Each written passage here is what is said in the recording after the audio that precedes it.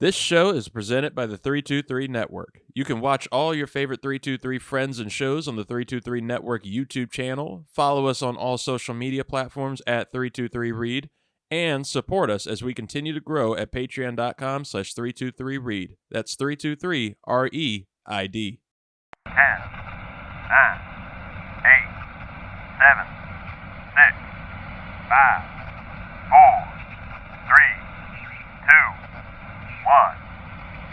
NFL, you have permission to launch.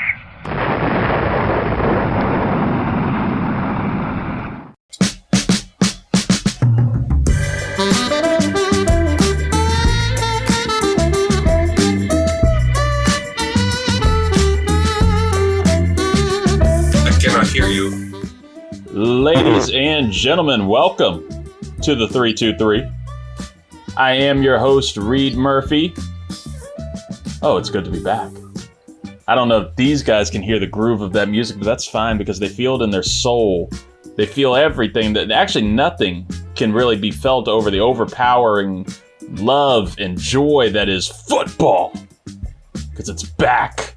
The NFL season is upon us, and we are not only glaunching into season 5 of the 323, but it is the NFL season. It's upon us. It's like you know, whatever holiday is appropriate to say around this time anymore. So this is the holiday. This is the holiday. Honestly, it is. I mean, when Roger Goodell says they're not competing with other sports leagues anymore, they're competing with Amazon and Apple and Google. Yeah, we're gearing into that Super Bowl as a national holiday territory. We're gonna get there. Well. We might. So we got plenty to get into tonight with you folks. Thank you for being here, as you always are. If you're on the 323 Network YouTube page, thank you. Hit subscribe while you're there. If you're listening on Apple, Spotify, whatever it is, thank you as always, and subscribe while you're there. And don't forget to go and look for these beautiful faces and thank them for everything that they do. We have Zuhair Ali back again. Hi, Zoo. Hi. Long time no see. And our West Coast affiliate, the Big Chief Burrito, Luis Martinez. How you doing? Right back at you, shooter. Bang, bang, bang. Bang, bang. How excited are you guys? I'm not even going to say excited for the NFL season. Forget the NFL. Forget the football. We know why we're here. How excited are you for this wedding of the year? The wedding of the century between Travis Kelce and Taylor Swift. That's been the big news digesting today. How are you feeling? It's a love story, man. It's a love story. Why can't just two people fall in love? Why can't your English teacher and your PE teacher fall in love and we can all just be happy about it? I agree. Right there. It will be a wedding of two human individuals. Wild annoying, because all I wanted was more Terry McLaurin news. I just wanted to keep feeling the Terry McLaurin goodness and the bullshittery of the Bengals and Trey Hendrickson. And I don't get alerts for those extensions, things that have been huge NFL news stories for a while. Oh, no. Really? I've been getting those up the wazoo. I mean, I got like one yesterday. Do you know how many alerts on my phone I got about that engagement? I got 4 different alerts just popping up from my AP News, really? From ESPN, from Twitter, I think from the fantasy app for some reason. I don't know how that's going to affect Travis Kelce's fantasy status, but yeah, kind of ridiculous. And I think I got like 3 alerts, but it's like all over my stories. Yeah. But I also like sent it to some people just to get ahead of it. It's good to just kind of, get it. We're getting it out now before, the inevitable Taylor Swift superfan joins the show later. You'll hear his voice. You'll know who that is. Do I save my comment for when he comes, or do I just get it out now? Just trigger him, I guess, when he gets there, when he comes in. Just find the right way. You see him getting a little sleepy or something, kids are exhausting them. Just trigger him with that. It'll wake him up. Look, that's been the big news for just like this week. But before we dive into our annual division by division analysis and picks and getting all that ready, getting everything set for you, real quickly, what has been, something interesting to you guys during this offseason? Has there been any interesting storyline, any interesting just off the field stuff, anything from the NFL that has, kind of kept you interested and intrigued before even the preseason? The Bengals' money spending was interesting to sign both of those wide receivers for as much as they did, but invest like nothing into their defense was kind of wild. Like, sure, Trey Hendrickson got like his pay raise, but that doesn't extend him. And okay, they used a first-round pick on a edge rusher. Maybe that'll pan out. Maybe it won't. You're not really going to get your value back for Trey after this, because I don't think he wants to stick around after the way that he was treated on this, unless they use a franchise tag on him. Then it's just, but then just that poor guy.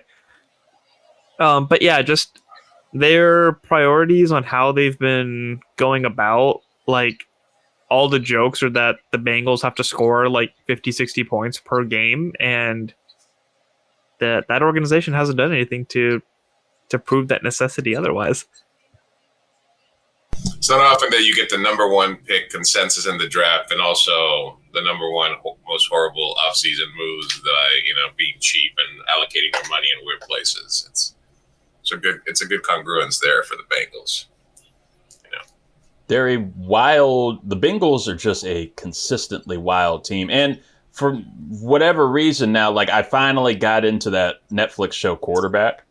And so I became very invested in the Joe Burrow experience.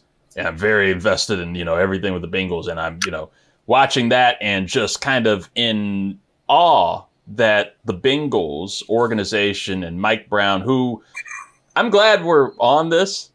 Mike Brown, I think, kind of, escapes the Jerry Jones allegations and all the Jerry Jones drama that Jerry gets. And Jerry loves it. All right. So that's why he doesn't want Mike Brown to have it. He wants to be that owner, GM that everybody either hates or loves at a given time. We're seeing that with the Cowboys documentary, which I don't know if you guys are watching that on Netflix as well, about the 90s Cowboys dynasty.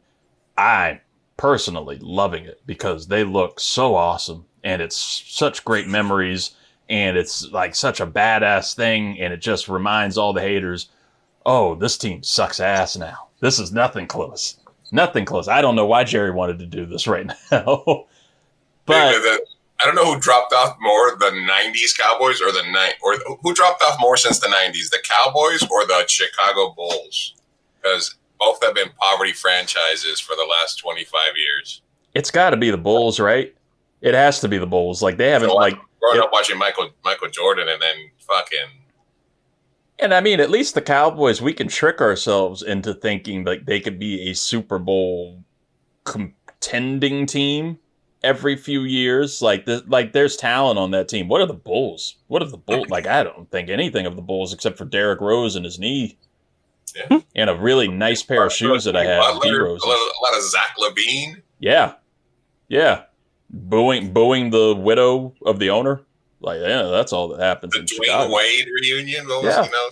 But, on the Bengals, I really do think that Mike Brown escapes a lot of shit.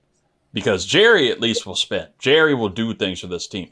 The fact that they had to pretty much get a fight from Joe Burrow and Jamar Chase to get T. Higgins paid and to keep, the thing that's actually driving that team to some wins on that offense and that passing game going, like, they have to fight for that. Trey Hendrickson has to go through all this drama to get down to Florida to even get paid. And still, they just give him a 1-year extension and just pretty much just kick the can down the road and are saying, like, hey, man, either be Defensive Player of the Year or, this is a 1-year deal. But they need it.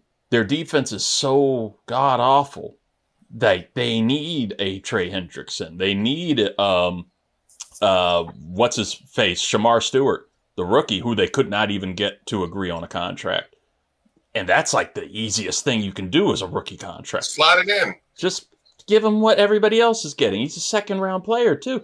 Look, this player is not aware that the Bengals don't give you any more money because, like Chad Ochocinco said, you can sleep at the stadium. They have a couch and a fridge and a room for you to sleep at Bengal Stadium. That's where Chad Ochocinco stayed his first couple of years in the league. So they don't need to pay you more so you can get a house. You can just stay at the stadium and be at work already. They are, I think, the cheapest organization in the league. And there's a whole story already that Boomer Esiason was sharing on his radio show, Boomer and Gio, where they are having some type of alumni night with the Bengals. They're having like a homecoming game and they're doing a Ring of Honor thing, and they sent out the invites, and Boomer read off the invite that you got to get your own plane ticket, you got to get your own hotel, and we're going to give you tickets, but it's not in like a suite. You're going to be like out there with the fans and stuff. And that's insane. Damn, Snyder never even stooped that low. No. Cheap, I think, man, you guys got off the hook with Snyder going, but I think right now it's Woody, Mike Brown, and Jerry, the top 3 worst owners in football, I would say. Yep. Jets, Cowboys, and Bengals. And Boomer played for 2 of those teams. Go Boomer. Hey, speaking of the Bengals. Okay, Boomer. Speaking of the Bengals, we are going to launch into our division by division picks here. So for the folks that have, not been here every year, we will go through the whole AFC, through the whole NFC. We're going to pick the winners of each division. At the end, at the end of each conference, we'll have our wild card picks from that division too, or from those conferences, and we will eventually get to our Super Bowl picks and all. But talking about the Bengals, I think we're going to start in the AFC, and we're going to start in the AFC North. So, 2024 season, the Baltimore Ravens, they won the AFC North at 12-5. Pittsburgh finished 10-7 and made it to the playoffs. The Cincinnati Bengals finished 9-8 by a miracle throughout how that year was going. They missed the playoffs, and the Cleveland Browns were back to their glory at 3-14, but are still returning. Majority of their core coaches are all staying in this division. GMs are all staying in this division. So I'm curious from you guys, and I'll kick it off here, of who we think is going to win it this year and if there's going to be any changes. And honestly, Cleveland can only go up from that 3-14, and it's not only just a 3-14, but it was a Deshaun Watson led. So. It was a Deshaun Watson led 3-14 at the start of the year. He is out supposedly for the whole season. I don't think we'll ever see him starting for the Browns again. The owner even made it kind of clear that was a mistake, that they know it now, and they're kind of done with it. They have since had a 5-quarterback battle on that team throughout the preseason and training camp, led by Joe Flacco, Kenny Pickett, obviously Shedeur Sanders, who we brought up a bunch, another rookie, Dylan Gabriel, and then Tyler Snoop Huntley, the Pro Bowler, easily the most talented player on that team, and he was cut, and Kenny Pickett was traded. Flacco will be the starter. I think that Gabriel's the official number 2. Gabriel is the official number 2, so... Yep. I think that they will improve. I think that Flacco can at least lead that team to like 6 wins. And I have a feeling we will see both Gabriel and Shedeur throughout the season too. And I think the team's going to be a little bit of a mess, but I don't think they're making the playoffs. I'll spoil it now. I got 2 wild card teams coming from this division. Oddly enough, I have the Bengals. I think that offense is going to be fire straight on from the start. I think that Trey Hendrickson will play motivated and get that defense going, just enough to get them some wins. And same with Pittsburgh. I love the Steelers' defense. I love that Tomlin can't physically, mentally, spiritually, emotionally, in any way have a losing season in professional football. No matter who the quarterback is, no matter what's going on, they had a win. I like Aaron Rodgers leading that team as a perfect kind of game manager on the, level of a Russell Wilson from last year, but with more of a mastery for the game and a better awareness and another year off of that Achilles, even though he's 41 now. I still think it'll be enough for them. But I don't think there's a better team. I don't think there's a better team in the AFC close to the NFL as a whole than the Baltimore Ravens on paper and what they have. And I like that team has gelled for a year. I like that they, have managed to retain just about everybody and bring in some great additions like Jair Alexander from Green Bay, some great draft picks and Malachi Starks and Mike Green. Baltimore's going to be the cream of the crop. They're going to win the AFC North. I don't know how you all feel. Yeah, definitely feel the exact same. It's just nobody is stable enough as much as the Ravens team, organization, coaching staff is right now. And they're definitely going to be taken to the lead. But I have the Steelers being the wild card out of that division. I had the Bengals at first, but then as I made my case at the beginning of it, I was like, they're going to shoot themselves in the foot somehow and kick themselves out in the weirdest of ways. But I feel like this is going to be like Aaron Rodgers' swan song type of thing, where it's like they do have a winning record and they make a wild card round and maybe win a game and then just have some kind of weird Drew Brees type loss that just makes them go like, all right, I'm finally done with this. And I'm hoping that's also when Tomlin just decides to leave the Steelers and go coach somewhere else and get a change of view so that organization can kind of reset. So, yeah, I agree that the Ravens are going to win that division with the Steelers right behind with the wild card. And then you got the Bengals and Browns after that? Yeah. I have Browns being last.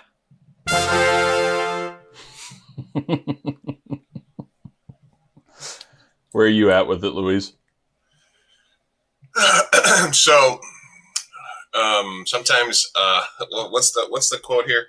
An immovable force goes up against movable object, an object of some sort, a hard place, and we're going to have Mike Tomlin's record of not going less than having losing seasons go up again. One washed Aaron Rodgers, and this is going to test Mike Tomlin's strength because somehow the Pittsburgh Steelers fell for the Aaron Rodgers trap. And as somebody who fell for the Aaron Rodgers trap for 2 fucking years in a row, I can tell you, he seduces you in, he makes you feel all giddy inside, and then he fucking lets you down. Right? So if you're banging on a 40-something-year-old Aaron Rodgers who doesn't like to go to minicamp, who likes to go on fucking, shitty podcast and who, is on ivermectin or whatever the fuck he's on. I was into it. You saw me. I was happy. It was the happiest day as a fucking Jets fan. And look at me now. So, Steelers are coming in dead last in the AFC North. And the only team that's making the playoffs out of that division are the Baltimore Ravens. The Bengals will score points but lose. The Browns will come in second and not suck as bad as people think. Joe Flacco and Shedeur Sanders will get the Browns to probably about 8-9, 7-10, something like that. You think they're going to end up with their third-string quarterback playing at some point? Absolutely. I think the Browns are going to be the second team in that revision. I think the Bengals and Steelers are going backwards. Steelers dead last, Bengals in second to last. No playoffs for you, Jamar Chase. And the Ravens are the far reaching best in that division. I might finally be right from 5 years ago when I said Zach Taylor was going to get fired as the Bengals head coach, and then he took him to the Super Bowl. I've never been more mad, and I'm holding on to it. It's finally coming. I was just way ahead of my time. Super ahead of my time. On the positive side, I don't think they'll accidentally almost kill a guy this year, so we'll go from there. Congrats. Yeah, that's been a whole thing on Hard Knocks. I've been watching Hard Knocks too. I've been just ingesting all the NFL TV content, Dallas Cowboys cheerleaders, everything. And then Hard Knocks is just all about, it's kind of boring. It's something about DeMar Hamlin every episode. I get it, man. I get it. You died, but you weren't better than Joe Flacco. You didn't get the comeback player of the year for it. So, be like Deion Dawkins, drift with your kids in the sidecar, and it's cute and quirky. Michael Jackson hanging blanket out the fucking window. Boom. AFC South. I think this one probably should be easy, but we'll see. Last year, the Houston Texans, they won the division, finished 10-7, made it to the playoffs. No other team in the division made the playoffs. Colts finished 8-9. The Jacksonville Jaguars finished 4-13, and the Tennessee Titans finished a league worst 3-14. This year, I'll keep it pretty easy. I have the Houston Texans repeating again and winning this division. I don't think it's necessarily going to be hard for them. I don't really like the Texans that much. It's one of those AFC South years, man. Like, it's like Texans have a terrible O-line, but just probably definitely the most talented quarterback in that division, and some great offensive weapons. But we're already getting the Joe Mixon experience at running back for them. He's going to be out for a few weeks, so you're going to be getting some mix of Nick Chubb and a bunch of rookie running backs going through there. There's no Tank Dell in the receiving core for them. And then, I would like to say the Colts, but it's, I give them a better chance with Daniel Jones and Anthony Richardson. Daniel Jones will be their starting quarterback. You can always say he's a playoff quarterback because he took the Giants that one year, but still, man, like, it's not instilling a lot of confidence with that team. They're so quiet. The Jaguars, it's you know what they are every year, and they got this guy running their team. Duval is not a great start for them. It wasn't a great start for them, but hopefully we'll improve that offense. I still think Trevor Lawrence can be their franchise guy. Hopefully Liam Cohen will get something generated out of him, and we'll get some excitement and fun with Travis Hunter, saying that as a Travis Hunter fantasy owner.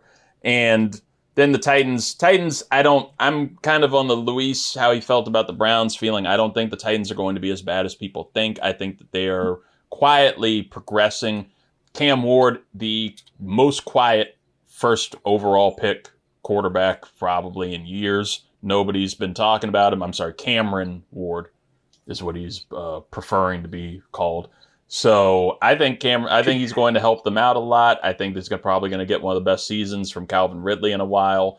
So I like the Titans to, at least make a little bit of noise, but nobody's going to be touching the Houston Texans in this division.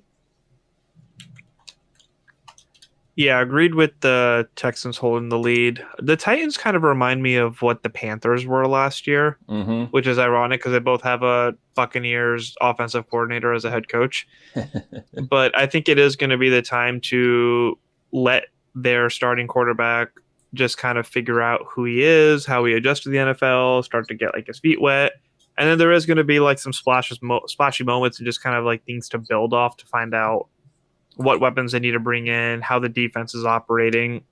So this really is going to be an experimental year for them, but I think it's just going to look better than people are giving credit for. The Colts, I feel like the Anthony Richardson experiment has been taking away from what Steichen is actually capable of doing. Yeah. And having somebody like Daniel Jones who can at least just kind of do what he's told, if not be super splashy all the time, is going to work well both for that head coach and for the quarterback. The Jaguars is just like, I just never know what to think of them. Then I don't really know what they've done to actually help their situation. Like, cool, you have De'Ami Brown and Travis Hunter. I forgot they got De'Ami Brown. Yeah. So I don't know what to expect of the Jaguars. I feel like they're just going to be losing a lot of close games. So I'm going to have Texans taking the division. The Colts being second, Titans kind of fighting to be there, and then the Jaguars being dead last. But the Texans will be the only one from that division actually seeing the playoffs. All right, guys. I'm either going to be fucking brilliant at the end of this year or fucking roasted for my take. I am writing them down because I do think we need to revisit these. Oh, I got them going too. Yeah, because this is going to be fun now. All right, cool. But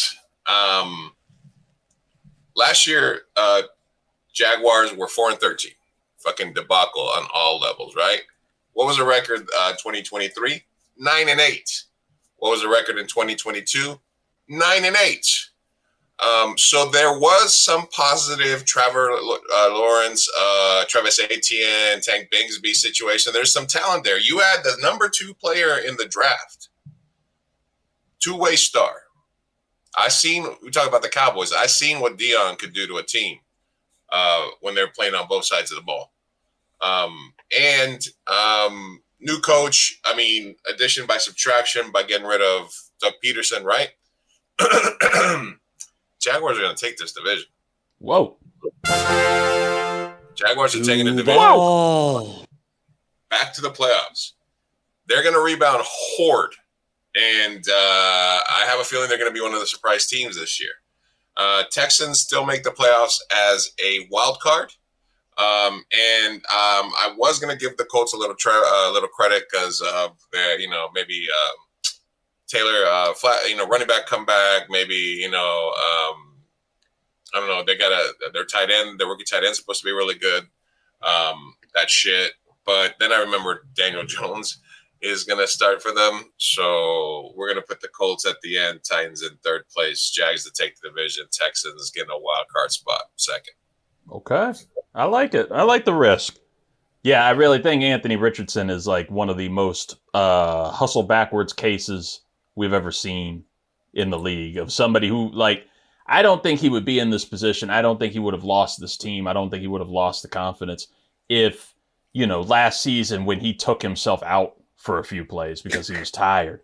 If you had just lied, man, like you could have told your coaches the truth, but don't go to the press conference and say, yeah, I was tired. I had to come out for a couple plays. No, man. Like, you'd be like, yo, I had to get my knee checked. I had to get my leg assessed. I was concerned about something. I felt something. What? Yeah, whatever. Yeah, I had a little tweak. Nah, man, I was tired. I was a little sleepy. Stayed up a little too late last night. I had to get out of there for a minute. It's all right. No, yeah, he would have been. He could have still had a chance, but yeah, I don't blame them for wanting to get. I don't necessarily think he'll still be on the roster by the end of the season. Fucking 2.0 over here.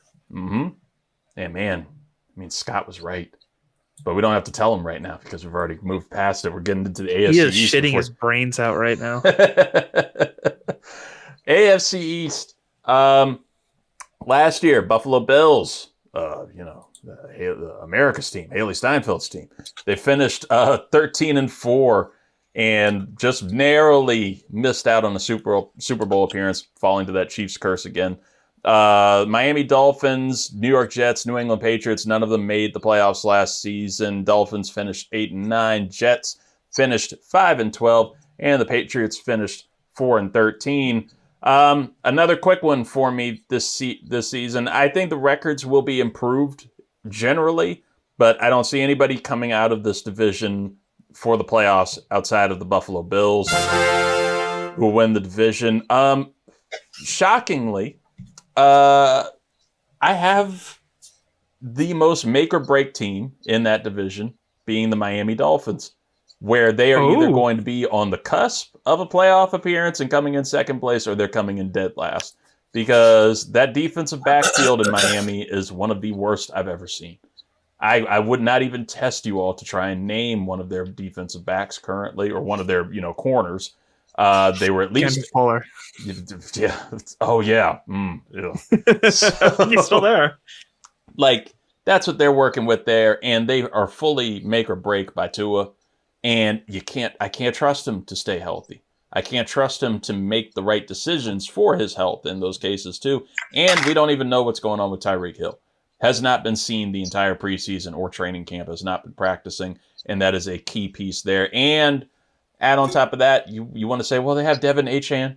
They got the running back. They got the speed guy right there. He's got a soft tissue injury in his leg. I don't trust that. I do not trust that whatsoever either for him to stay healthy. I love their rookie, Ollie Gordon, but that's not going to be enough for this team. So Miami is super make or break. Jets, honestly, Luis, make or break too. Like, I don't see them being bad. I see them being better than 5-12 last year. I like Aaron Glenn as a coach. I've been rooting for him to get a head coaching job. I'm glad he's there with them, and I think that he can get the most out of that defense, hopefully. It's gonna fully depend on Justin Fields. And I think that I still agree with my point, and our YouTube fan choose carefully, that Fields has the freedom to really, potentially get the most that he's had in his career and have that kind of breakout season, I just don't trust him to make the right football decisions all the time. I think he's going to be perfect for Jets football. I think he's going to be fun. I think he's going to put up fantasy points. I think he's going to single-handedly lose some games too. And if he doesn't stay healthy, I don't want to watch Tyrod Taylor. Just throw that team away. I've loved Tyrod years back. Don't need him right now. Patriots, they will be the most improved team in the league this year. They're not going to make the playoffs, but they are going to be dramatically improved under Vrabel. I love him for that culture. I love him for that team. I loved him when he was in Tennessee, even with his bad season, which I did not blame on him. I blame that on their GM at the time, John Robinson, and not doing enough for them. This year, that team has a slight improvement in talent. I think he'll get the most out of the defense. I like Stephon Diggs as a, kind of veteran receiver to help out Drake May. Just hopefully he doesn't go full diva for him. And that said, Drake May's freaking awesome. Drake May's awesome. Travion Henderson is awesome. As we're going through all these second-year quarterbacks, Zoo and I are watching them carefully because somebody needs to fall off. Somebody needs to sacrifice themselves for our boy Jaden. And Zoo, I don't know if you think that's going to be Drake May, but what do you see in this division? Yeah, so out of this division, thankfully we don't have any Jets fans in this network because I don't know what to think of them. It's just one of those all retired. Yeah. Just prove it. Show me that you're actually worth paying attention to. That isn't just, player-ridden, stories. It would be great if they did, but show me that Justin Fields isn't just a tall black Zach Wilson. I need to see some production come out of there. Show me that Garrett Wilson connection again. They just, it's up to that coaching staff to just prove that they can make something out of that. The Dolphins, I feel like, are going to have a fall off. They just can't stay consistent. They can't stay healthy. Yes, their head coach is really smart, but they are just not putting the pieces together, and I don't think that locker room is on the same page. I am very excited for the Patriots, and they are going to be the second wild card pick that I make, but the Bills are just really, really, really on top of it right now, and are going to be taking the division once more. Okay. All right. So you like the Patriots even more than I do. Sounds okay. Cool. Luis, the retired, casually optimistic Jets fan, is he back? I need a second to be able to. I'm still here, but I need a second to prepare myself for my hot Jets take. All right. It's like the podcast version of putting the bag over your head. FRET, fret. Because I thought I felt a certain type of way when I was getting ready to talk about the Jets, but then you said some things, Reid, and then Zoo said some things, and then that got me kind of hyped up, And I was like, I know I said that this is the fucking worst for a Jets fan. I know I said that I wasn't gonna partake or wear their shit anymore. Oh shit! Until fucking Woody Johnson sold the motherfucking team. But I don't know. There's something about fucking the fall. There's something about, football season starting. And it's just fucking time. I'm motherfucking back. Whoa. We're fucking back. The Jets are back, baby. It's overly optimistic Jets fan. Once again, we're riding or dying green JTS. Jets. We got rid of that cancer, Malachi Corley. Our third-round draft pick from last year. We cut a third-round draft pick. So, that was the problem. Aaron Glenn, cool, excellent. Sauce Gardner, MAGA, who cares? We gave Garrett Wilson his money. Woody Johnson's still the owner. It's a fucking piece of shit. But, we're a poverty team. We passed on a trade because one of the owner's son allegedly didn't like the players' Madden rating. But Justin Fields just wins games. He won with the Steelers. Justin Fields will have a better record with the Steelers than Aaron Rodgers will.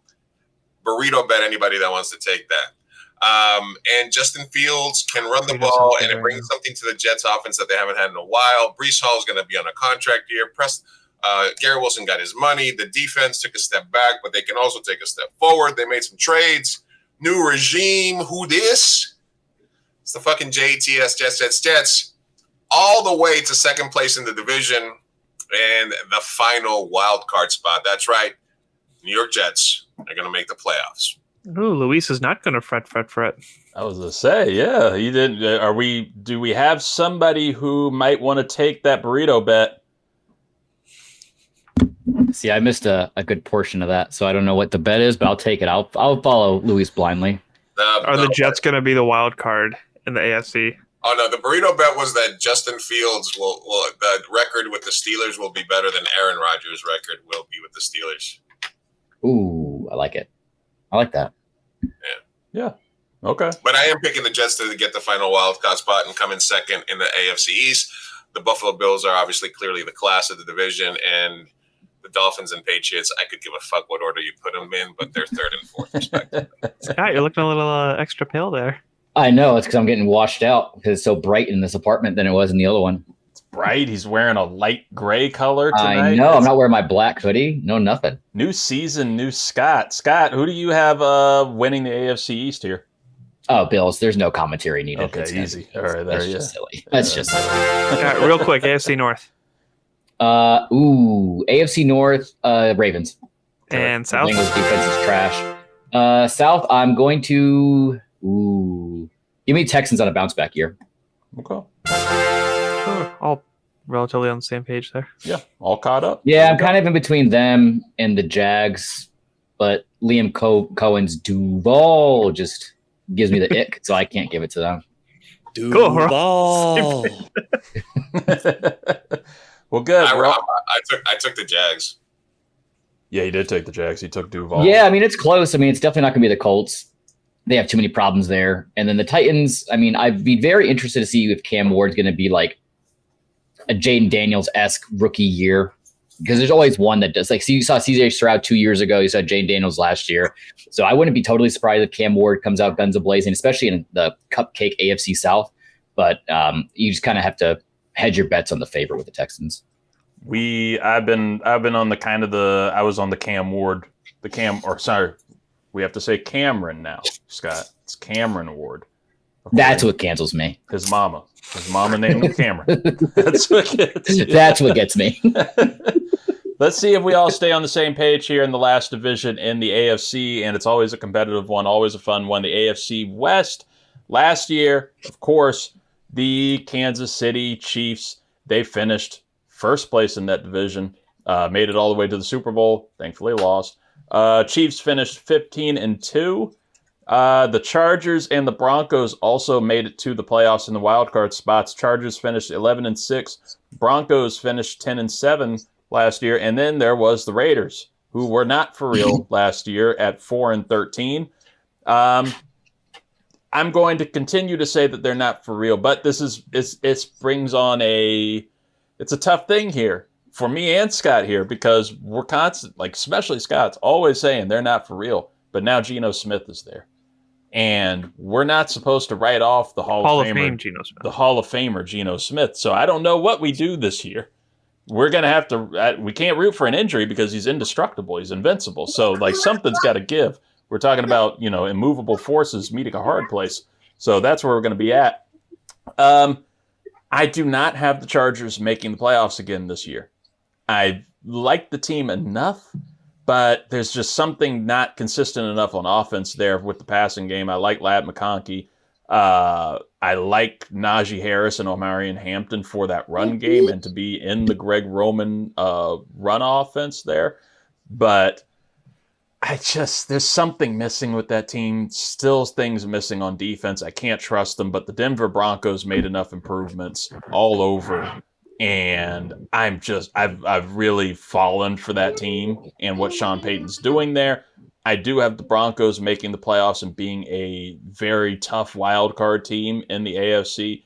But until I'm shown it now, I've learned to stop. Like, I'm just not gonna doubt these motherfuckers anymore until they fall. And I gotta say the Kansas City Chiefs are gonna win the division because they're the Chiefs. Yeah, I'm with you there. The Chiefs just seem like a safe bet, and it's just until they start falling off, like you just got to leave them there. I do agree, and I will just straight up state that the Broncos are going to be my third wild card team. Okay. They are just they're what's the word I'm looking for? Their stock is going up in the right direction. They have a great head coach. You know that you have something in your quarterback now. So things are looking good for them. In terms of the Chargers, it's kind of the same opinion I had with the Jets, but like I guess to a higher standard, where it's like we know what Justin Herbert is, we know that they have weapons, we know what Harbaugh is capable of, but at the same time, it's like just show me though. Like this whole tinkering, maybe being in the playoffs, maybe not. Like you have the weapons, you have the coaching staff, you have the quarterback. Like, why are we still stalling out like middle of the pack over here? So it's like, I'm not really going to give you too much credit until you give me a reason to. And Raiders is kind of in the same thing where they're doing this reset. They have a new coaching staff. I don't think all of their pieces are really there together yet. And this is going to be one of those, they'll have flashes and surprise you here and there, but overall it's just going to be bottom of the barrel trying to get a high draft pick at the end of the year.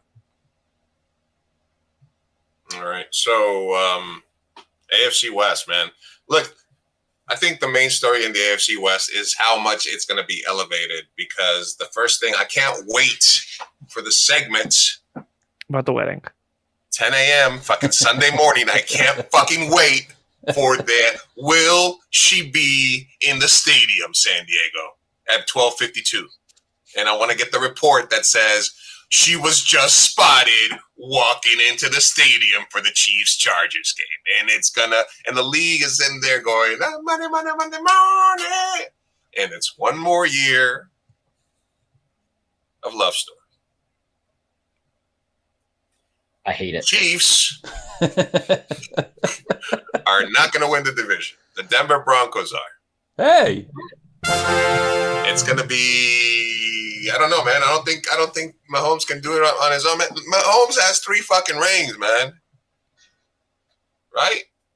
mm-hmm. It's got 3 fucking rings. I know he wants to be fucking Brady, but he's got like 5 times more money than Brady ever had already.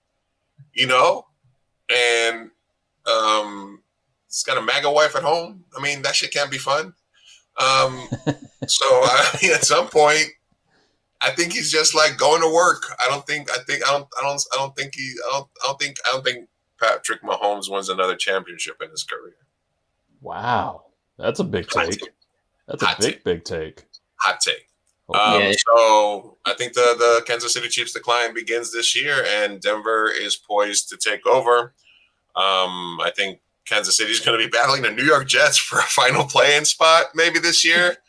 But the Chiefs will be the highest rated team in the NFL because reasons. Yeah, I mean, the ratings for Chiefs games are going to be anything but mid. But, I mean, when you talk about the mid family themselves of Travis Kelce and Taylor Swift, I mean, you talk about rings. I guess the only ring that really matters in the Kansas City Chiefs locker room is the one that's on Taylor Swift's finger. And I guarantee you, within 5 seconds of her face being posted on that TV, they're going to zoom in right to her rock on her hand.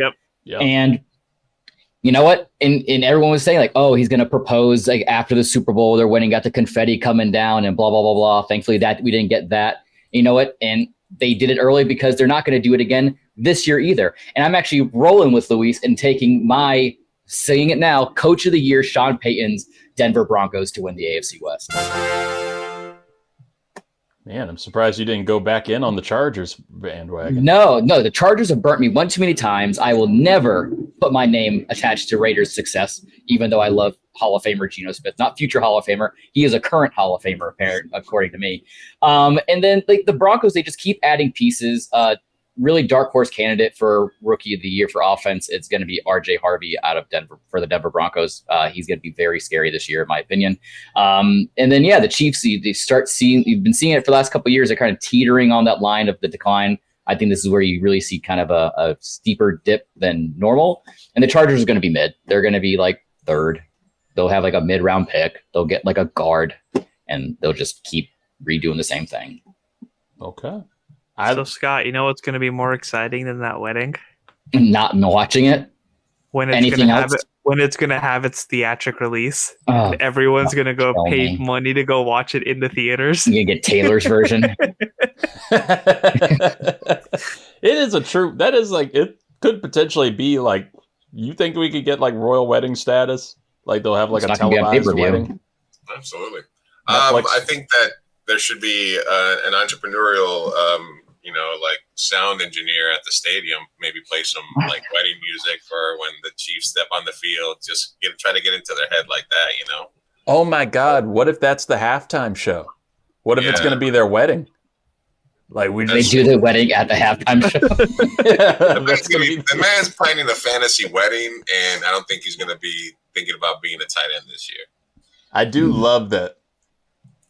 That was a great point already, that they're going to show her on TV, and you're going to have Jim Nance and Tony Romo trying to they're going to narrate it. They're going to zoom in on like the ring, and you're just going to hear Romo. This is huge, Jim. Like they're going to be all about it. It's going to be great. This ain't your grandma's Tony Romo and Jessica Simpson. Ooh.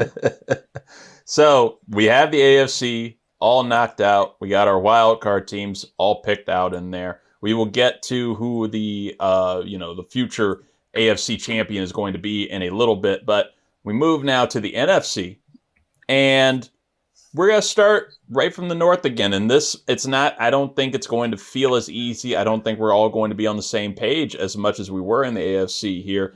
NFC North last year, the Detroit Lions won the division narrowly. Won it narrowly on the final game of the year. They finished 15-2. Minnesota Vikings, I think, shocked everybody with their record, finishing 14-3, second place. They made it to the playoffs as well. Packers also made it to the playoffs on the verge of Toyotathon, and Jordan Love's just, proficiency to excel there. They finished 11-6, the Packers did. And then the Chicago Bears were in fourth place at 5-12. So this year, I think NFC North is going to be the best division in football. I think every team in this division is going to finish above 8 wins, around 8 wins or above. I really do. I think the Bears are going to be dramatically improved. I don't know if we're laughing at the Bears or if we're laughing at the giggle in the background. I do. I'm a Bears hater, but I think that this is going to be an improved team. I've bought in on the Ben Johnson hype and being able to get some improvement out of Caleb Williams and seeing a dramatic improvement. I don't think that the Bears are making the playoffs, but I do think that they finish around that kind of 8-9, something, record there. I don't have the Vikings making the playoffs this year. I think they'll still be competitive. I think there's going to be a little bit of a regression. I don't like the Justin Jefferson injury, and I don't like any of the rest of the receiving core there, even if they're going after this rumored trade for Adam Thielen to bring him back to Minnesota. I don't think that's going to do much for them in that regard. It's like Food Line calling me back for one last ride, man. Exactly. That's not going to make it a difference. No, it's going to sell some tickets. We did that before. We lost. Right. And they're rolling with, Aaron Jones Sr. He's Aaron Jones Sr. now at running back. He did okay. He did well last season. I don't see, a lot of excitement there for them. I think there will be a regression with the Vikings. They will miss out on the playoffs. Wild card spot, there's going to be 2 playoff teams from this division. I'm calling it right now. The Detroit Lions will be your wild card team from the NFC North because I have the Green Bay Packers winning this division. I think you're going to get a little bit of regression. I think you have to get some regression from the Detroit Lions this season. I do not like the loss of both coordinators there. I don't like the loss of a lot of the coaching staff on that team. They will still be succeeding thanks to all that talent on that team. But I think something has to give with it. I think it's going to be a little tough. I think they're going to have some bumps. I still think they're going to be a force in the playoffs and they'll get their shit together. But I think we're going to have a rough start to the season for them. And I just love what the Packers have. I love their young core. If I had to give them an equivalent to another team, like in another sport, I look at them a little bit like the OKC. I look at them a little bit like the Thunder, of this like young developed core around them. I like the receivers in there. I love that they finally took a first round receiver in Matthew Golden, and I think he's going to be great for that team and great for Jordan Love's development. And once you get into Toyotathon, man, he's going to be unstoppable. The fucker's going to go, and I think he stays healthy. I think it's going to be good. I love Josh Jacobs there. I love the O-line improvement. I love the defense already. Give me the Packers, man. I'm on Packers Kool-Aid. My opinion is going to come from the bias of not being able to stand the Bears. So I'm really going to tell you that they're not going to make the playoffs. Something funny is going to happen, and it will be very entertaining. But the division will be led by Carson Wentz's Minnesota Vikings. There is something about the coaching staff and how O'Connell runs the team. The fact that they played as well as they did, despite McCarthy getting hurt early and Sam Darnold being a last-minute thing, and just the way that they were able to put it together. I think they have a decent O-line. I think their defense is going to be productive, and they have enough offensive weapons to make a difference. So I think that there's just going to be one of those teams that's just like steady. I think they're the most well composed out of them all. I feel like the Lions are going to be the wild card pick. Yes, I agree that it's very concerning that the coordinators aren't going to be there, but it's going to be a situation where the new coordinators that do come in have a lot of weapons to work with and a lot of good infrastructure to go out. So I think this is going to be the year where it's like, how do you mess up with these pieces before it starts to decline maybe a year or two from now? Okay. Wow. I do believe that this is a pick'em division to a certain degree. A lot of great teams or a lot of good teams. Do you guys happen to know that the combined record of teams that lose both of their offensive and defensive coordinator is 3-72 the following season? No, actually, no, because that's a false stat. Oh, so okay. No, because people get numbers are shit. But no, hey, this is 2025. We're not bringing truth to power. We're bringing power to truth. No, actually, I was going to try to use that as a stat against picking the Detroit Lions because they lost their coordinators. But I looked it up, and the numbers are 21-11 following season. So teams that lose both their offensive and defensive coordinator the following year are 21-11-1, which means it usually doesn't mean shit. And if you're a good team, you're a good team. So I really do like the Packers this year. I also really think that the Vikings could be interesting, but I'm taking the Lions to win the division. By the way, I forgot that the Packers were my other wild card team. I just didn't have much thoughts on them. Oh, I got you. So that means I've taken the Packers to win the division. Zoo has taken the Vikings to win the division. Luis has taken the Lions to win the division. So Scott is taking the Bears. Not the Bears. No, the Bears will be firmly planted in fourth in that division. I'm not sold on Caleb Williams at all, if anyone knows me, and I just hate everything that has to do with. I hate everything about Chicago in its entirety. The Packers will more than likely be that wild card team in the NFC. I have them kind of at second at this point. The Vikings I do see taking a step back, especially with JJ McCarthy under the helm now. You know, maybe we do see a Carson Wentz come in there, but like just like how you guys had mentioned with the AFC West, and until you're proven wrong with the Chiefs, the Lions have had a kind of a stranglehold over the last couple of years there in the NFC North. So give me the favorite with the Lions. You're all cowards. You're all cowards. I'm not, because I went first. So I can't be. I like it. Fuck the Bears. NFC South. We have the... Well, look at that. We're getting to the other fandom in the room. The Tampa Bay Buccaneers in 2024 finished on top of that division at 10-7. Lost in the wild card to some team. And your Washington Commanders. The fucking Commanders.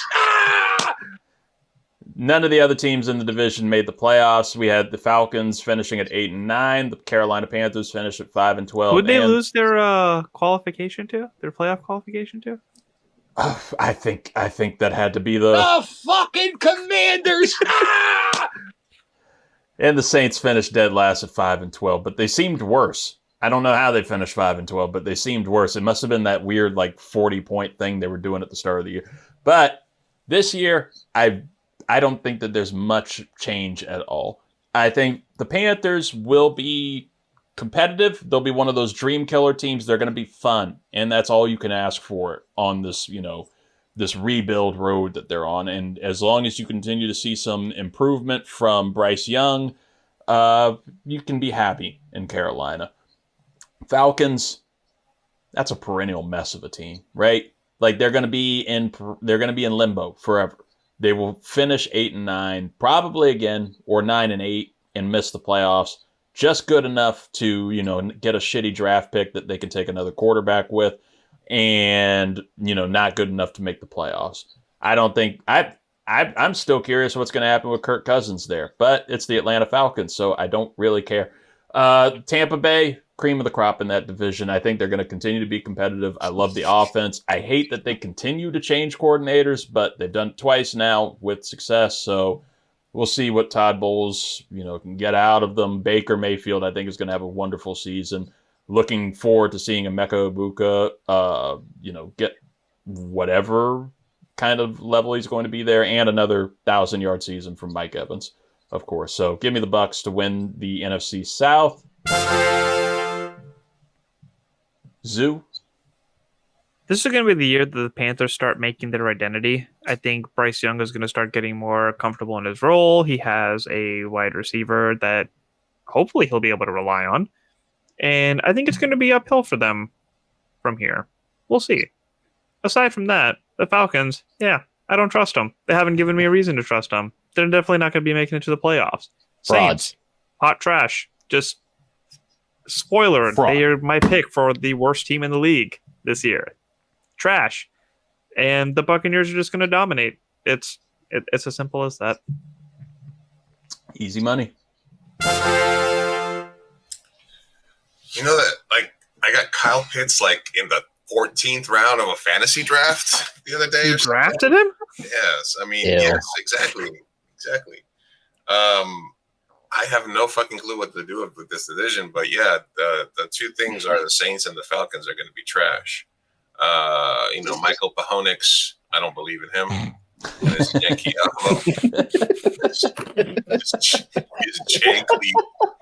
janky elbow.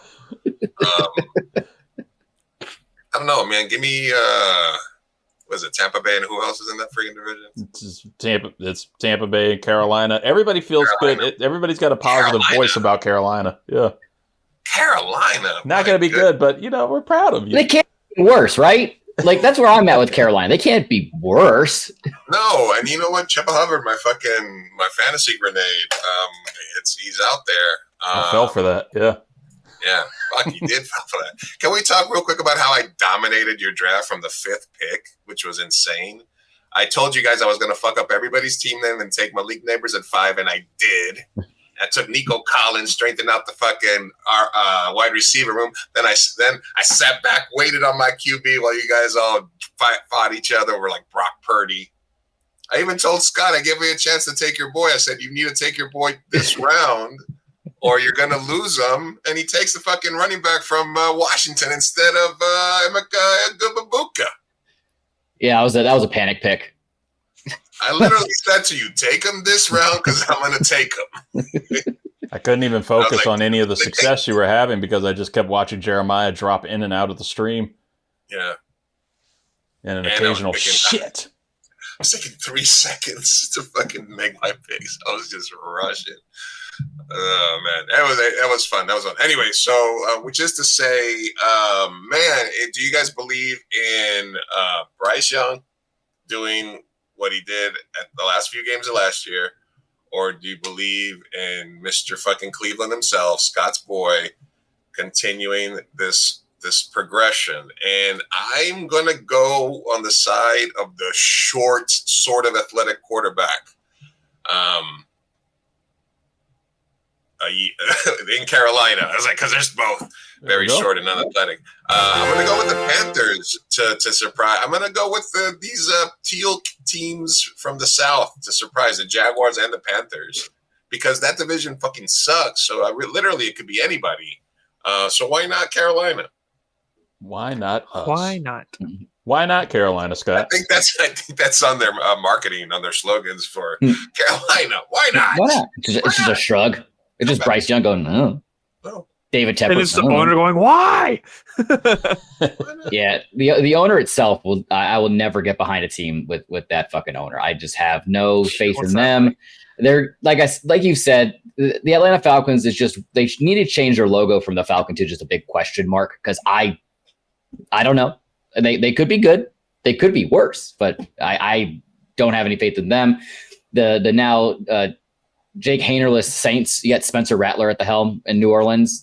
That just clearly smells of tanking at this point for Arch Manning if he comes out for the draft this year. But of course, give me the Tampa Bay Buccaneers riding on the shoulders of the future NFL MVP, Baker Mayfield.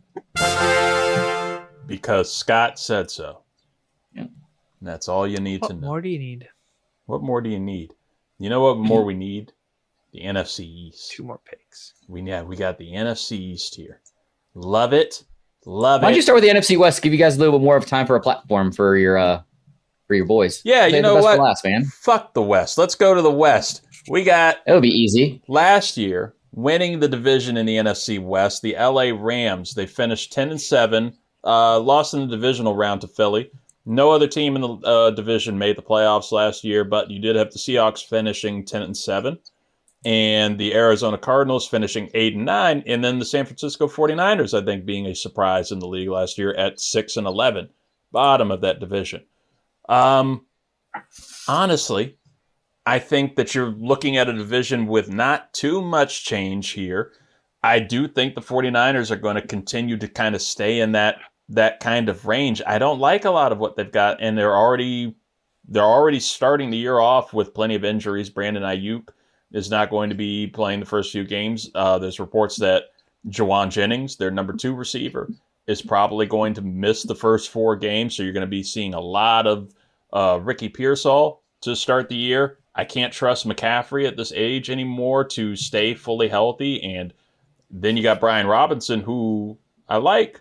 I love him. Also weird that the Niners now have like 2 players who were shot in Brian Robinson and Ricky Pearsall. That's an interesting Niner gang. But I don't like the Niners. I don't like it when they get kind of desperate and Shanahan's just letting these dudes roll through their injuries and get worse and worse by the year. They're not going to be terrible, but they're not going to be playoff contenders. Seahawks, I also kind of feel a little bit of the same. I'm a little confused at what they think they are. They kind of tried to reset themselves and go into a rebuild mode, getting rid of Geno Smith and a lot of the Pete Carroll figures, and then picking up Sam Darnold and Cooper Kupp, and still trying to lean in on Kenneth Walker, who may or may not stay healthy, and then you're going to get a healthy dose of Zach Charbonnet. I think the Seahawks are going to be a little too inconsistent to do anything. I'm going to tell you that the Rams are going to win this division pretty easily, but I've got the Arizona Cardinals as a wild card team in the NFC. I love what the LA Rams are. They were my Super Bowl pick last year. I still think that they had if it wasn't for the snow, could have made it to the Super Bowl last season. I think the snow and that fat motherfucker in Philly on the D-line just ended things for them single-handedly.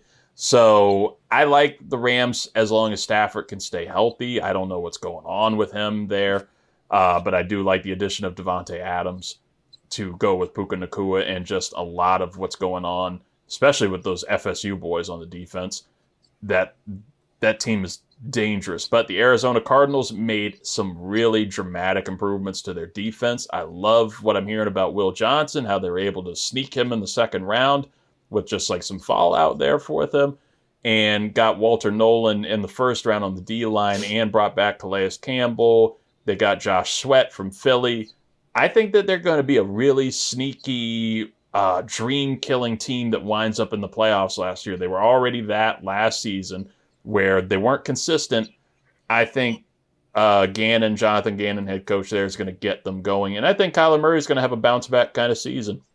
And we're going to see what's supposed to make him a franchise quarterback. Maybe not an all-star, but a franchise quarterback. So Give me the Rams to win it and the Cardinals to come out of the West there too, Zoo. Yeah, I'm with you on the Rams taking the division. I feel like they are the only team with upside, but it all comes down to Stafford being healthy. I don't know what it looks like without him under center. But the Niners, I feel like, are just going to have somewhat of a reset year, barring the injuries and so many people leaving and trying to develop the people that they have now. The Cardinals are that other team for me where it's like, just show me. I'm tired of hearing that you're going to do better. I'm tired of hearing that Kyler Murray is all that.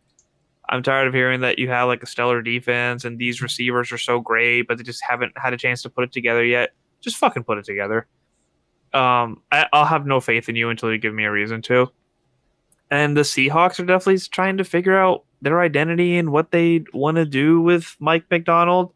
I don't see what the vision is there, and I don't see them having a winning record this year, which sucks to say, but yeah, the Rams, just like the South, are the only ones that just kind of have a clear-cut path to winning their division. Fair enough. Excuse me. Matthew Stafford got paid, right?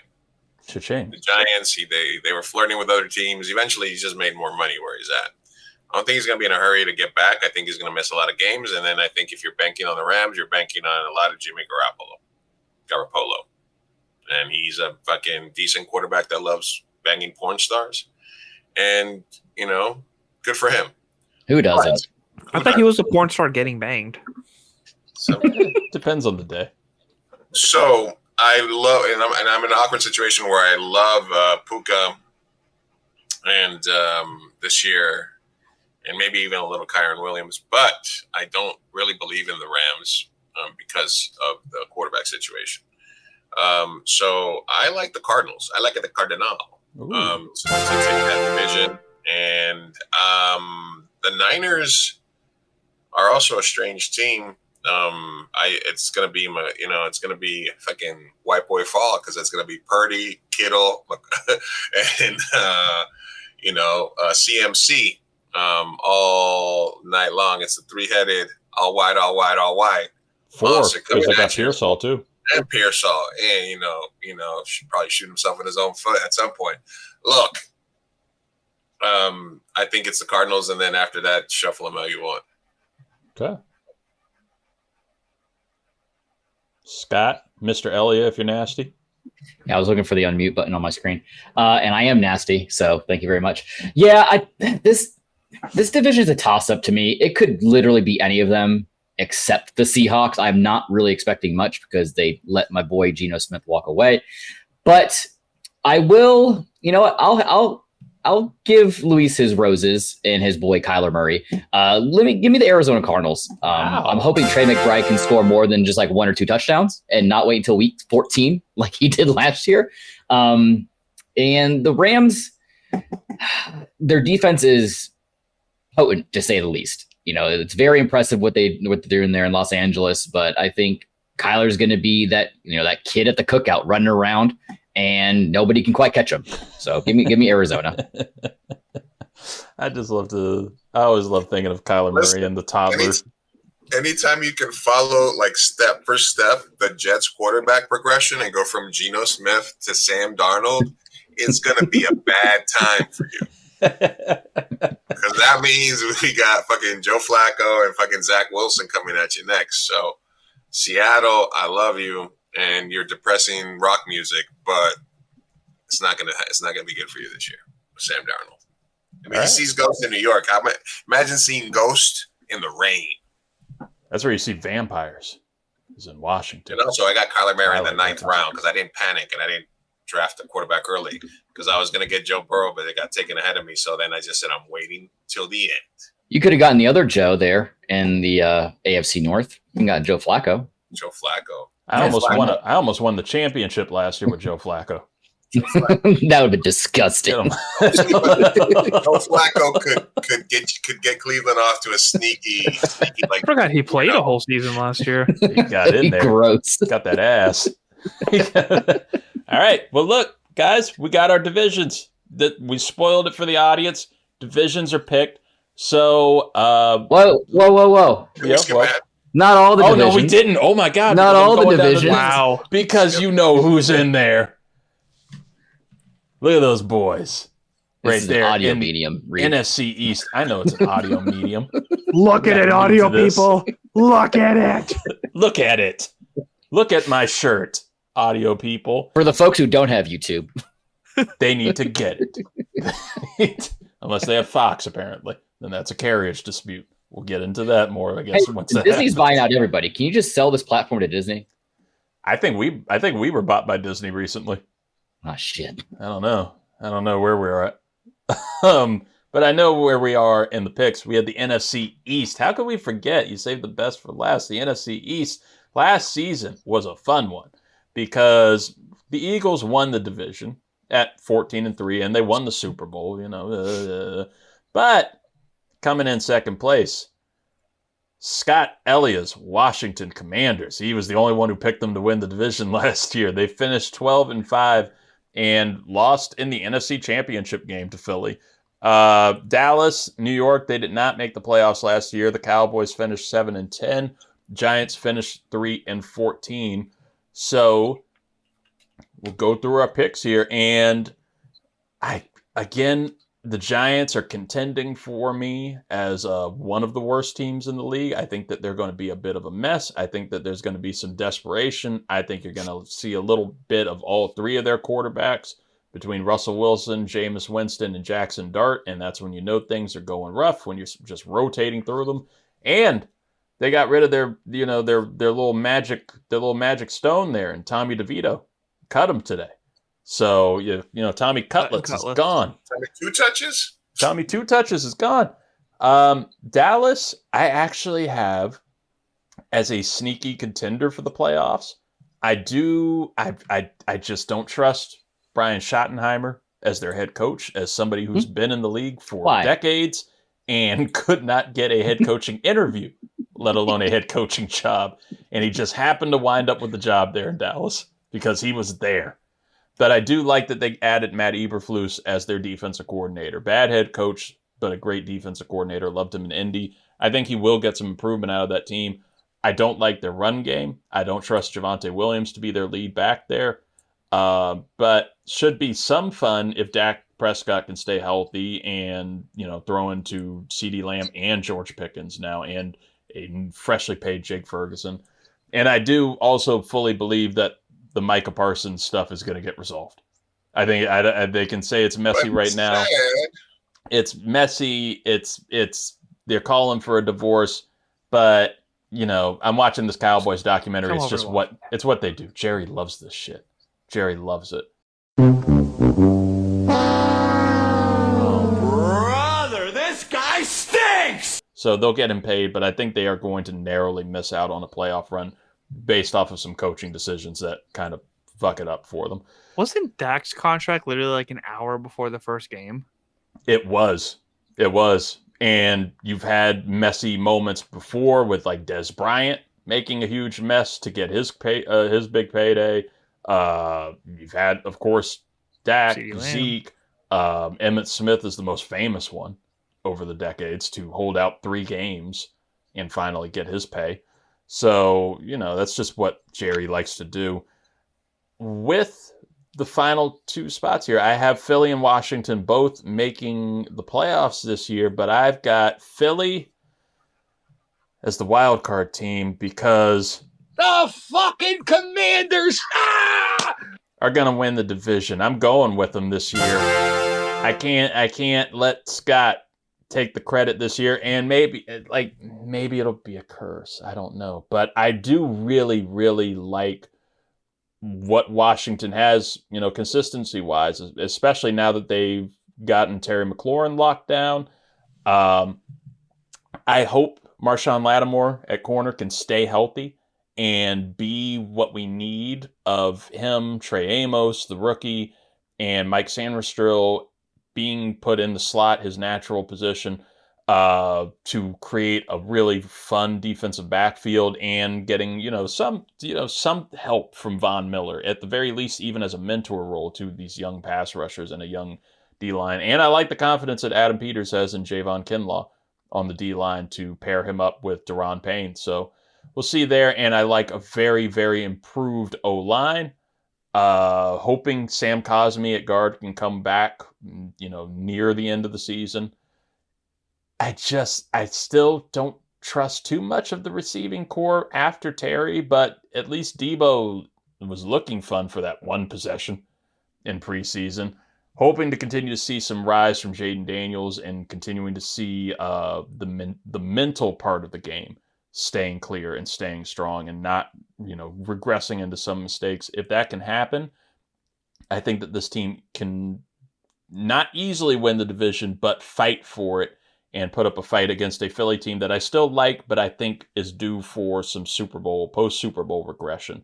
I don't see another 2,000-yard season out of Saquon Barkley. In fact, I see, some stagnant bits to him from all that rushing last year and such a long season. And just the loss of Kellen Moore at OC.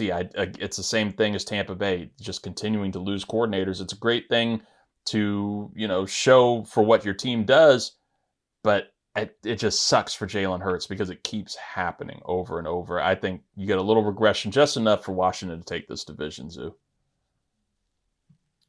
Yeah, I think Cowboys are in the same situation as Gerard Mayo's Patriots, where he's just kind of like the scapegoat that they elevated within the organization to really make way for Deion Sanders to be the head coach next year. Just gonna throw that out there. For the Giants, I feel like the defense is really going to save their asses a lot. They're going to be held in a lot of games, but they're going to get eliminated early, and that's going to be when Jackson Dart really comes out. I'm also staying with my stance that Jameis Winston gets traded due to some other team having a crazy injury for quarterback. So Jameis Winston meets his trade. Defense is going to be good. Jackson Dart is going to get his time, but that's just going to pave the way for next year. It has been since 2004 that the NFC East has had back-to-back division winners. And I think that streak is finally going to end this year. I think that the Eagles are in a situation where, yes, they might digress a little bit, not having Kellen Moore. And things might get shaky on that offense a bit. Still developing their defense, and I have a lot of faith in Vic Fangio. Unfortunately, I hate that he's still there. But that offense is going to fall off, but they still have a good momentum from their Super Bowl. They still have a great offensive line, a great running back room, a average quarterback, and 2 baller receivers. So they are going to play well. They are going to win that division, but I don't see them going too far in the playoffs after that. And the Commanders will be my last pick for a wild card. Commanders. The fuck are have you guys not gotten the memo that where you guys want a stadium, you got to go back to using your old name? Have you not? I mean, that's a thing, right? That's we don't have any say in that. That's what the fans are clamoring. Have you tried? For. The fans are clamoring for. This is what I heard through the grapevine. Listen, number one. Philadelphians are not meant to be winners. Philadelphians are meant to win once in a while and then go back to being miserable. So there's no chance in hell that the Eagles are repeating. Okay? Just not happening. That Philadelphia doesn't need that. The Phillies are good. They don't need the Eagles to be good as well and all this shenanigans. But that doesn't mean they won't make the playoffs, but they will have a little regression. So I do think that this is Dallas's. I'm sorry, I couldn't even say it. I tried to say it. I tried to get it out as a joke, but I couldn't do it. No.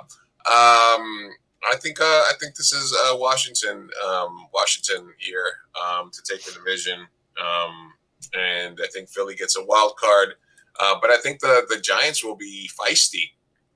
I think the Giants will be feisty, so there could be a surprise second wild card from here, and the second wild card from the NFC North probably would be the most likely outcome.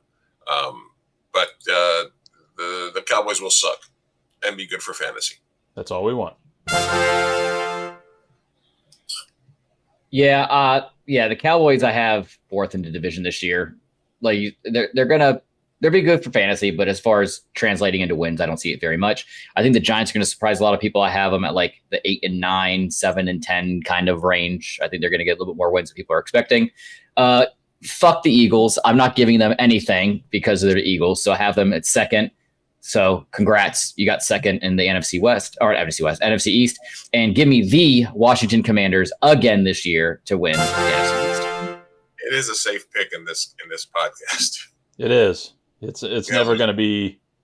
Nobody's ever going to be angry at you for that. You'll always be okay. Okay.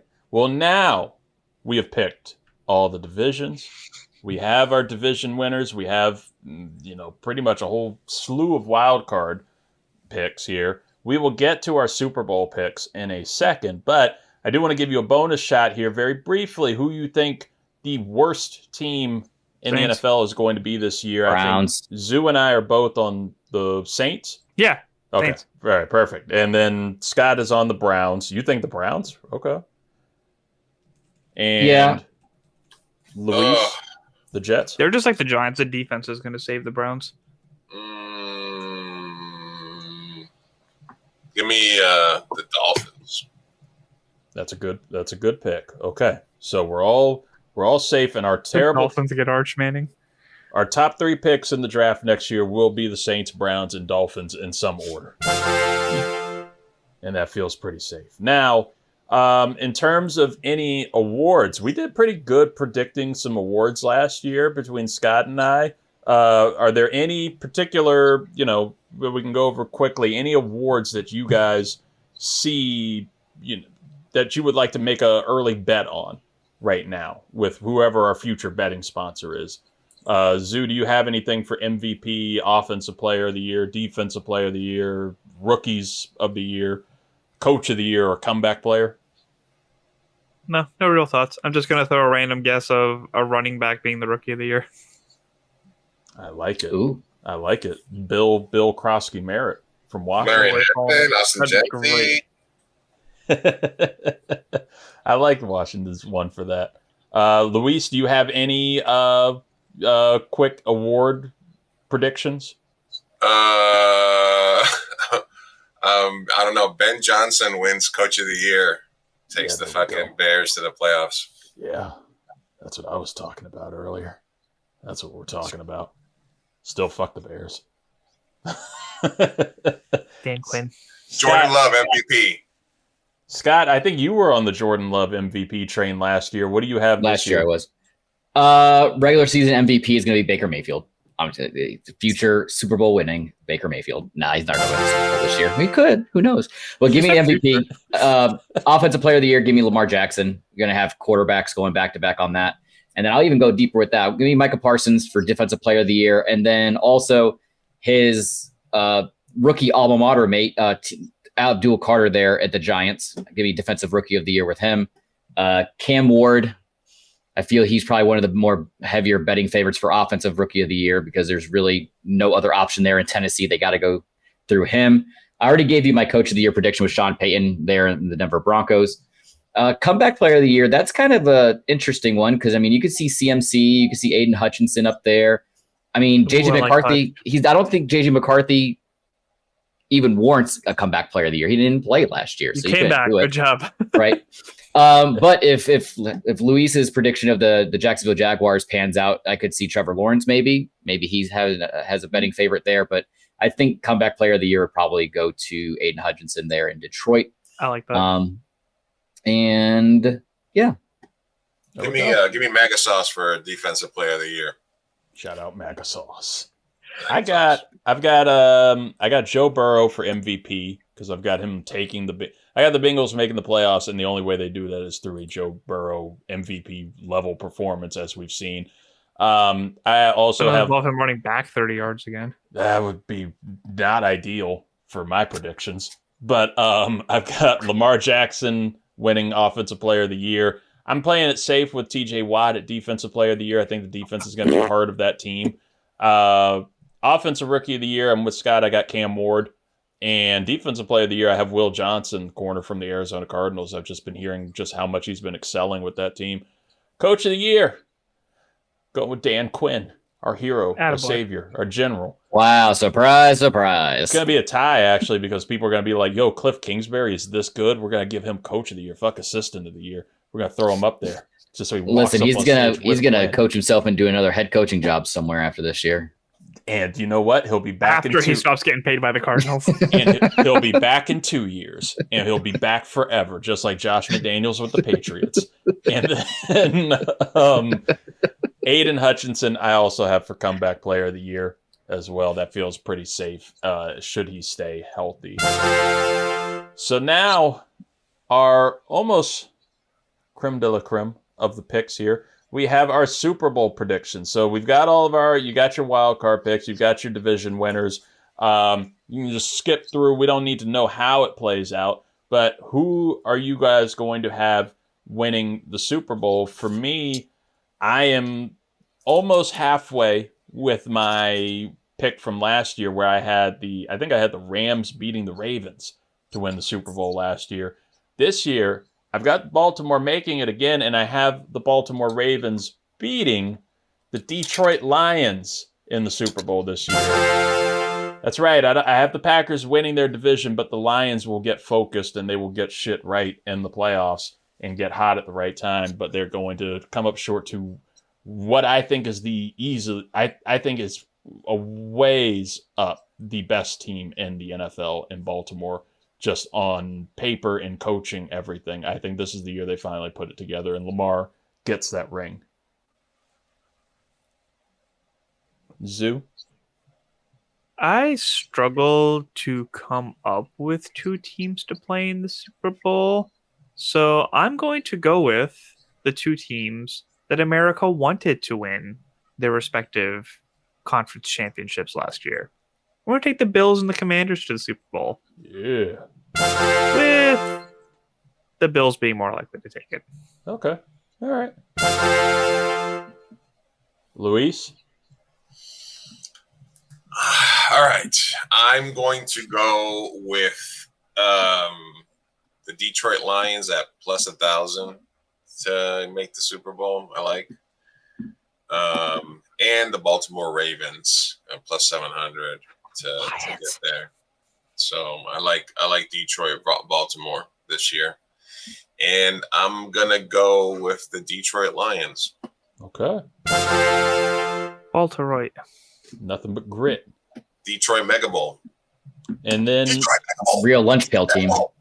The person who spoils this thing because he studies the Super Bowl logo so hard and so well that the NFL had to try and get tricky and put colors all over the place this year, but he still was dissecting it and gave an early pick back in like February. Scott, what is your Super Bowl pick this year? I don't even remember what my pick was. I think it was back in February. You got the sound clip on that? I think it was Baltimore and Detroit. Oh, that sounds about right.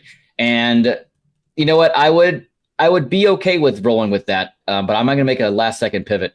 I will be still riding with the Ravens to go to the Super Bowl, which will kind of, ease the wounds of Lamar Jackson not getting the regular season MVP because he's going to be getting the Super Bowl MVP because the Ravens are going to win it to the Tampa Bay Buccaneers. Because will I be upset that my team doesn't win? Of course, but out of all the teams in the AFC, that would be one of the only quarterbacks and franchise that I'd be okay with losing to. Okay. Because Scott said so. So we got 2 for Baltimore, 1 for Buffalo, and 1 for Detroit. Should be a fun year. It's going to wind up being the Chiefs. So it'll be and I won't watch it again. Because you have to have the Taylor Swift, Travis Kelce wedding at halftime.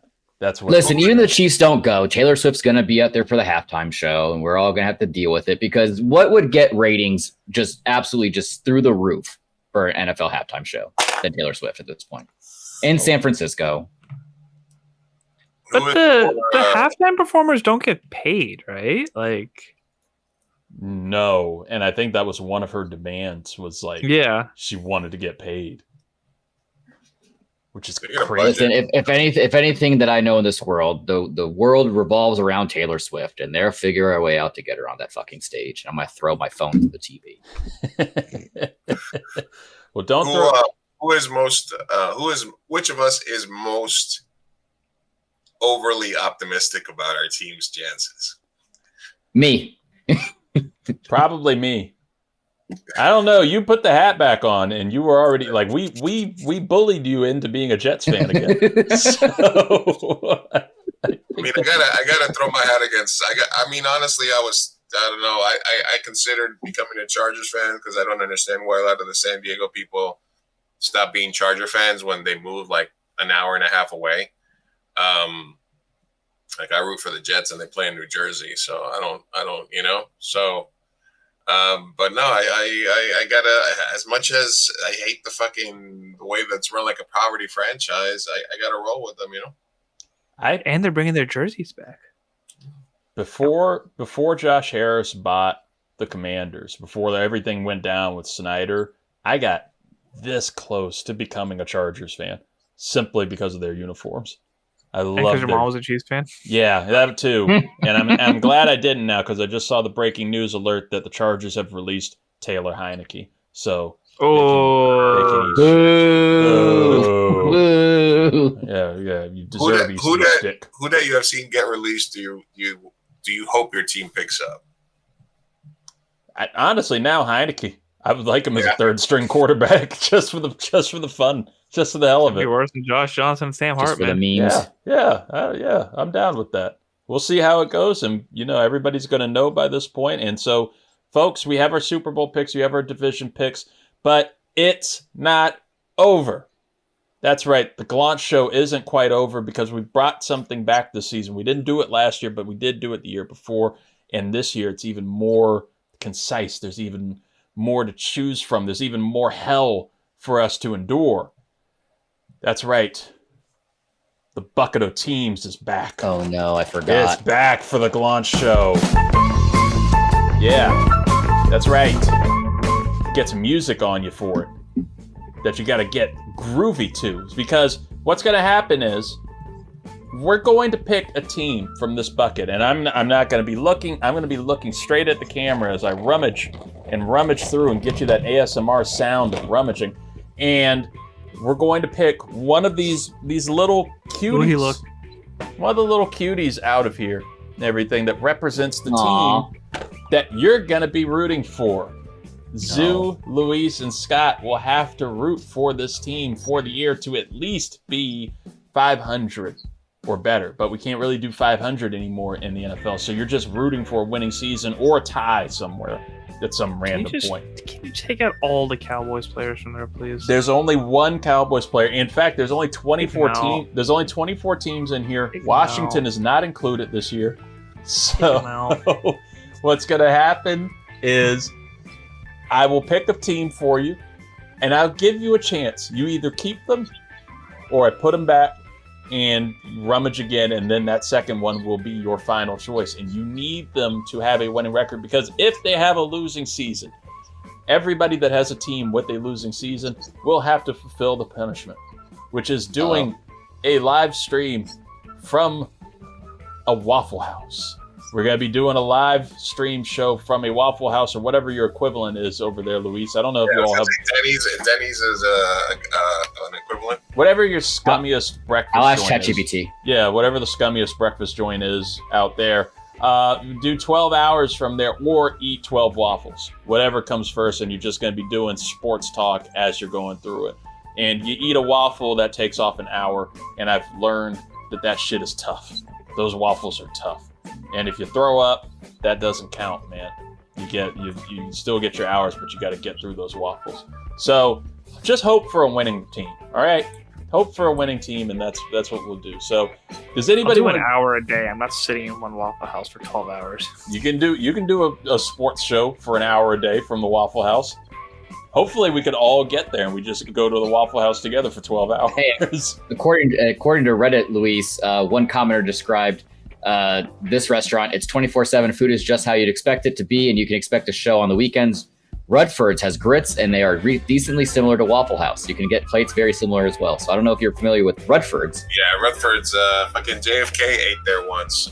It's in like central San Diego. It's a pretty good steak and eggs right there. I can do Rutford's as an equivalent to Waffle. Hey, and if you're still hungry, there's a Jersey Mike's right across the street. I'm looking at the map. Meal of Kings. Nobody else could want anything more You than ever a make sub it to after San, waffles. you make it to San Diego, I'm gonna take you to Rutford's. Let's go. Let's go. You know what? I'll tell the kids, hey, here's some money. I don't want to go. Don't unlock the door. I'm leaving. Yeah, me and Zoo are gonna be fine right here. They're a world of beer. Who wants to go first? Is there anybody that wants to get it out of the way first? Zoo actually was the Grick last year, so I think he should have first choice if he wants it, or you can declare it to somebody else. I'll go first. Okay. All right. Selfish. Just take that fucking Cowboy player out. We might be with you. You go right now. We have the best chance of anybody to grab it right now. All right. We're rummaging. I'm looking right at you. Look at that 5-pointed star come out. Look at that. Your team, should you choose this one, Panthers. will be the Giants. Is it the OG Giants logo? Oh, it's the Yeah. Toss it. You want to toss it? Toss All right. it. Should I toss it back in, or should I be nice and just put them off to the side? Put him off to the side and put him back in for theirs. Okay, that's fair. He is the Grick. Oh. All right, we're rummaging. It is decided. It is It is decided. Pope Zoo. Oh, All right. Zuhair, your team that you were rooting for to have a winning record this season. It's the Dallas Cowboys. It is the retired Derek Carr and the Saints. Oh, fuck! Oh, no. Womp womp. Let me start the show now. Waffle Zoo. Get a Let me Waffle start House. the show now. Just go ahead and get that waffle, buddy. It's International House of Waffle. Fuck me. International House of Pain. That's what I'm talking about. All right, so the Saints are out of the bucket now. Luis, we'll just go down the row as we have been, and I'm gonna rummage for you. All right, maybe we'll find the Jets for you. Maybe you'll get a worse team than the Saints. Can I get a little shake? Can I get a little shake? Yeah. You know, there you go. Give it a little shake. There you go. That's good, man. Grab one right out here. Anybody can request. Hey, with Zoo, it. I'll meet you at the Waffle House by Military Circle. Okay. I'll meet you there. All right, We'll have plenty of a show there. Luis, your first opportunity here. The Cincinnati Bengals. Ooh. Banana? I'm gonna keep them.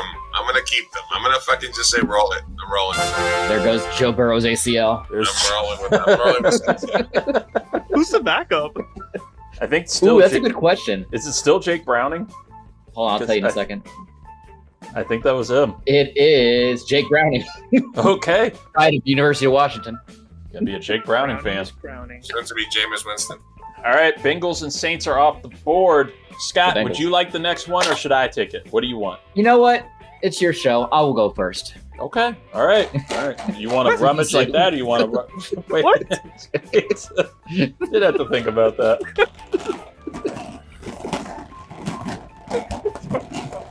Deep in there. We're up in that bucket. All right, Scott, your first opportunity here. We have for you, potentially, to root for the San Francisco 49ers. Get out of there. Let's roll the dice again. We're throwing them out. All right. Give me something different. This is going to give me the Browns. Going to be forced to root for Shador week 7. Scott, your team for 2025 will be your New York Giants. I'll see you at Military Highway. God damn it. I'll see you at Military Highway. I hate waffles. But you guys, Like waffles, yeah, we like waffles. you guys are picking them as, like, you know, some potentially upset team. So this could be good. We'll see. All right. My first opportunity. Can I make the here. contention really quick that you're not allowed to have the Commanders? The Commanders aren't in here because Terry's too big and too much of a star to fit in the bucket. Been there. Scary Terry. Scary Terry. All right, my first opportunity here. I have the Minnesota Vikings. No, fuck you. Should I keep the Vikings? No, let's recap this really quick. I have Playoff the team Giants. last year. Playoff team. No. Wait, who did Luis get again? Bengals. Luis got the Bengals. Mm. You know what? We can't have more than two. We can't have more than Carson two. Wentz's Minnesota Vikings. Because Carson Wentz is there, and because I don't trust Justin Jefferson quite that much yet. Racist. It is, and because I hate black people, I'm going to throw this away. You finally said it. For the sake of the show, I'm going to rummage one more time and make my pick here. All right. All the way at the bottom. All the way at the bottom. What's that one hiding there for you? Yeah, I just found that bottom one. All right, so I'm not gonna look at them yet either. Watch him get the Chiefs now. My team for 2025 will be Oh, yeah, that'll be Steelers. interesting. Okay. I can roll the dice with Aaron Rodgers. Welcome to hell. I can be a Steelers fan for the year. All right. Hey, I'm gonna give you 2 more Super Bowl picks really quick. Ooh, Before I we go have there. more Super Bowl. Every time Jeremiah starts Yeah. talking down on them, you're like, no, we need hope. Hey, accidents 1 and 2. Come here. Aha, the accidents. Just on hope. The accidents know. The accidents know everything. Horrible. All right. Hey, who's gonna win the Super Bowl? These are all the team logos. I know you don't know the names, but which team logo do you think is gonna win? One at a time. You're any day now. That team? Serious? Are you for real? Wait, what team is that? She picked the Raiders. Daddy's team. That's not my team. My team's that one. The other one. Other pirate. Oh, you can't pivot to the Buccaneers now. You already picked the Raiders. Well, that could be the matchup. It's Raiders Bucks. Oh, that's the matchup. Oh, we're gonna have a rematch. All right, Reagan, Pirate. it's gonna be No yours. pirate. Any team you want. And I know you don't see the yellow W's on here because this Yeah, I do. clip is a little You bit. want that? Oh, he's wearing a W shirt, but you got to pick one. Don't pick a shirt. Pick it. Hey, dummy, pick one. She really wants to pick the W. She likes the W. There's a feather on it. Hey, any day now, triple sec. There's defensive. The Cardinals. Okay, Brady. think of the Cardinals. She's got the Cardinals because they're pretty. Kennedy's adamant on switching back to the Buccaneers. Okay, I've got her as Buccaneers over the Raiders. All right, you got it. You got Bucks over Raiders. There we go. That's what we Hey, love. can you pull 2 more helmets out of there? Yes. So I can make some waffles. Okay. All right. All right, now I know you can't hear them, but the rule is whatever team this is, if they have a losing record, that means you literally don't get this. But I'll remember. But you might have to spend all day in a Waffle House if they do bad this year. All right. Her team will be the Chiefs. No, She she's not had doing the- that. Get out of here. No, no. We're throwing it away. All right, we'll No. throw them away. Yep. We'll She throw them would away. love to be a Chiefs fan. No, absolutely not. Daddy, what was it? The Chiefs. It's Taylor Swift's team. I don't know. It's Taylor Swift's team. Okay, her other team will be your second favorite team, Scott, the Chargers. Oh, you got the Chargers. The Lightning Bolt team. This team. I think. Hold top, girl. And then the other one will be. Oh, I'll send you to San Diego. Go hang out with Luis. He'll take you to get your tattoos and piercings and all sorts of stuff. She got the Jags. Jaguars. If she Ooh, wants do you want this team or do you want to do it again? I like that team. You want that team? Yeah. You're saying okay? She's taking the jet. I Reagan's love taking the that Jags. conference. She said YOLO. They're making a They're playoffs. teaching me. That's it. Tell her to say Duval. Reagan, say Duval. What? Say it. I'll give you some candy. Yeah! I just brushed my teeth. Oh, my God, you're not getting candy. You gonna get it for breakfast? They have candy for breakfast. Yeah! Say Yeah, it. say You say Duval. Promise? Yeah, promise. Yeah, I think you promised. It's on camera. Say it. You figure out. I think you promised. You gotta say it. You didn't say it with enough gumption. Enough. Where's the pizzazz? Where's the showmanship? All right, There we go. Duval. Yeah. Now tell them to scream it as loud as they can in class tomorrow. I know. Don't do it for the kids. They'll be the teacher's problem. Hey, I've loved having the teachers' problems here all night. This has been a fantastic start to the season. Thank you, Zuhair Ali. Where can the people find you, buddy? support a small business. Go to Upright Exposures on Instagram and just like all the posts because I need it. There we go. Go like them up. We also thank the Big Chief Burrito himself, Luis Martinez. Luis, you're a busy man. What you got going on? I finally got off my ass. I made a movie last week. A little short there. Once it's ready, I'll send you guys a link. So back to getting my directing gig on. 2amburrito.net for everything regarding my world. At Me Gente Show for my podcast. I just put out an update on why I haven't podcasted in a while. And I'm also taking my hand at some longer form writing, essays and whatnot. If you go ever watch on Substack, go to Substack at Big Chief Burrito. And you can read about, I haven't finished it, but I'll have it posted by the time this episode is out, how I was completely unprepared for Weed Comic Con the other day and got higher than I have been since I was like 19. Felt like I was in a movie in 30 minutes. There was 44 booths, music, food, and somehow by the second booth that I sampled weed at, I took a giant dab and it knocked me off my ass. So, read about that and other random shit that I brag about on substack.com/@BigChiefBurrito. There you go. Go follow him up. And our college expert, Scott Ellia, thank you for being here with the with our favorite accidents.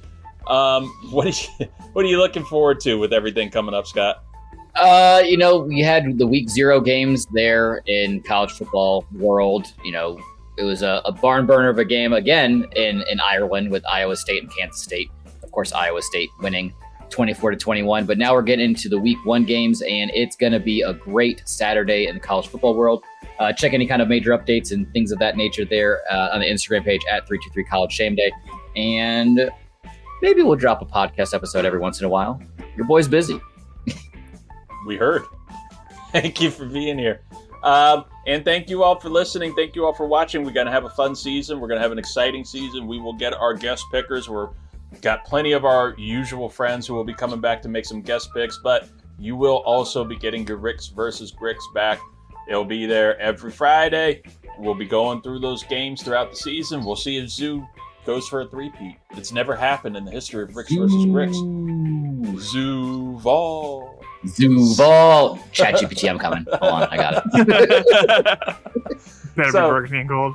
Go follow the 323 Network on YouTube. Follow the show wherever you get podcasts, Apple, Spotify, do whatever it is that you do. And, of course, follow me at 323 Reid, at 323 REID on all social media where you can see all these great things, our Top 5 Tuesdays.